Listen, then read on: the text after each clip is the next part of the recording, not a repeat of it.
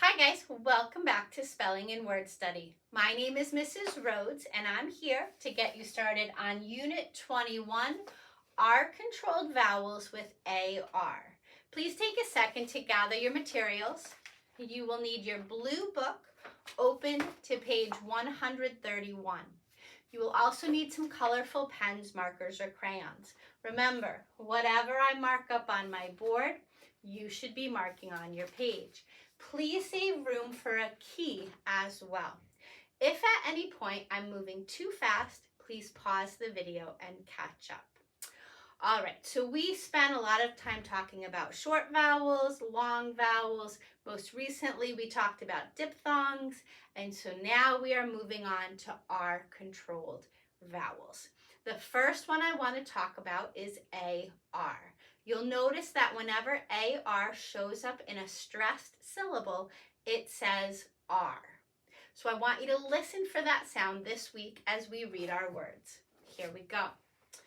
Arbor, armor, carpet, carton, garden, garland, garment, harbor, harness, harvest, market, pardon, parlor, scarlet, and target. Did you hear that R sound? Great. All right, so I forgot to do my syllable breaks, so let's do them together. This is going to be super quick because you will notice this week we are slicing after the AR in every word. So arbor, armor, carpet, carton, garden, garland, garment, harbor, harness, harvest, market, pardon, parlor, scarlet, and target. Okay? Nothing tricky at all about that. Also, you'll notice that this week our first syllable is stressed in every word, which means it is pronounced just the way it's spelled. So nothing tricky at all. Arbor, A-R. Armor, carpet, carton, garden, garland, garment, harbor, harness, harvest, market, pardon, parlor, scarlet, target. Okay, so for every single word on this list, the first syllable is stressed. The first syllable will be very easy for you to spell because it's just AR, or it's a consonant followed by AR. The trickiest thing you're going to find is a consonant blend at the beginning of scarlet. I think you're going to do fine with that. The tricky part, as we've been talking about all year, is the unstressed syllable, because the unstressed syllable is where we get a lazy tongue and we don't pronounce the word, the sounds as clearly as we could. So everything comes out sounding like an So we see that when we say carpet, that E makes an sound. Carton, the O makes an or I sound. Garden, there's the E. Garland, there's the A. In garment, it's the E. In harness, it's the E. In harvest, it's the E. Market is the E. Pardon, it's the O. Scarlet is the E. Target is the E. Okay, so in all of those words, the tricky part is where I circled it in blue, because that is going to make a schwa sound, and that schwa sound this week can be represented by an E, an O, or an A.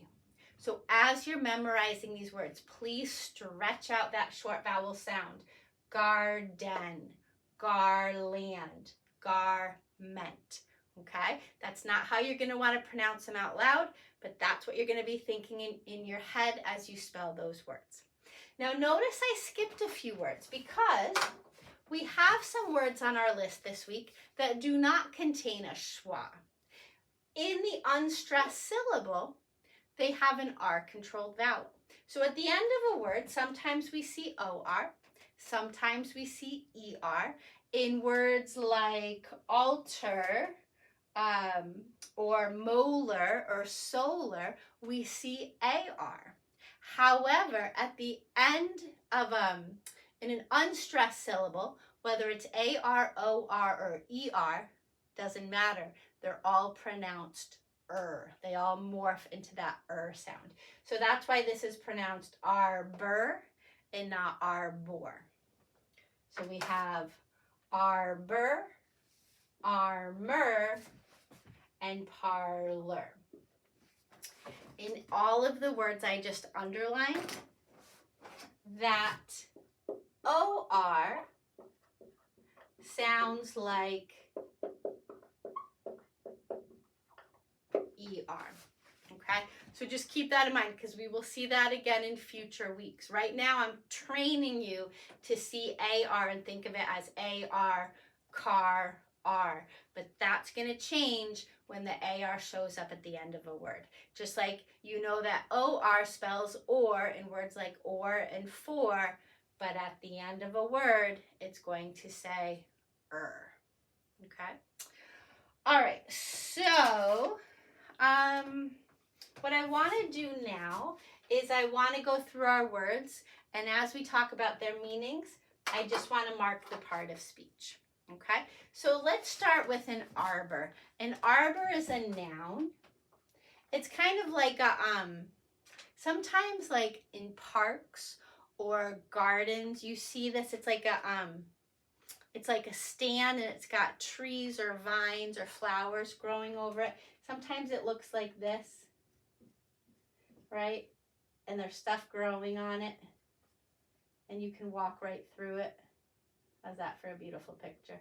So this right here can be an arbor. Arbor can also just mean a tree. Like Arbor Day is a day when we celebrate trees. So it's either a tree or we'll say like a tree decoration. Something you'd see in a garden, okay? You walk under the arbor, or maybe you take family pictures under the arbor. Armor is also a noun. That's the metal covering that protects a knight, right? My knight in shining armor. Carpet is a noun, another word for a rug.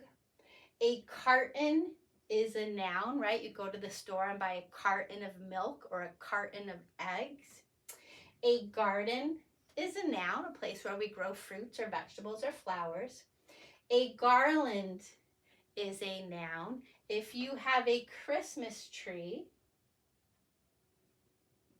you might put ornaments on it. You might put a star on top. You might also wrap garland around it. If you like to decorate your house in the fall, you might have a big window. Maybe you put some like leafy garland, right? So it's like a long decorative string. So you might have a leafy garland with just like leaves and that sort of thing. Or you might have, at Christmas time, you might take green garland and wrap it around your staircase or along the mantle to make the room look festive. So that would be garland. A garment is a piece of clothing. So when you're doing laundry, you might need to separate your garments. You might have your dark garments here and your light garments here. Maybe certain garments are fragile, so they need to be washed in a gentle cycle. Okay, so a garment is a piece of clothing. A harbor is also a noun. That is a place where ships dock.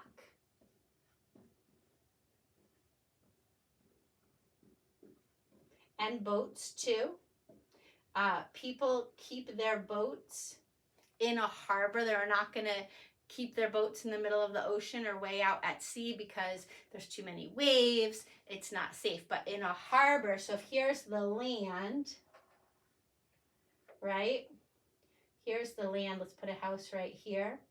Okay, and this is all water. A boat out here is going to have to deal with a lot of waves. But a boat here in the harbor is going to be protected. It won't have so many waves crashing in. Okay, so a harbor is a place where ships dock, and and there are very few waves. A harness is also a noun. That's something that you put on a horse. If you're going to ride the horse, that will, you put it around his face, and that controls which way he turns. If you're training your dog not to jump or run away, you might have to, before you can walk him just on a leash, you might have to put a harness around him as well. A harvest is a noun, right? Right now it's fall, so we're having a bountiful harvest around here. We have lots of pumpkins and apples and potatoes that are ready to be picked. So a harvest is the end of the growing season. It's the time when all the stuff is ready. You can also use harvest as a verb, because when it's time to pick, you have to harvest the pumpkins, you have to harvest the apples and the potatoes. You have to pick them and gather them. A market is a noun, right? That's a place you go to buy milk and bread. It's a synonym for a grocery store.